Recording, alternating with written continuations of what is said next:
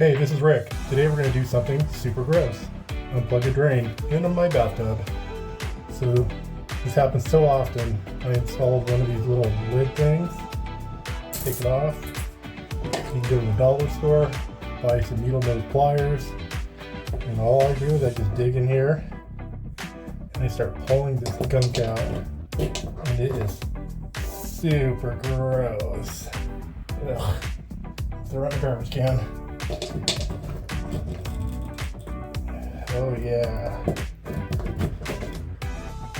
Oh yeah.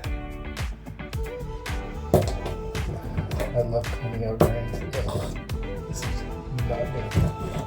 Anyway, afterwards you put some Drano in it, let it soak, run some hot water through it, and it'll hopefully unplug for you.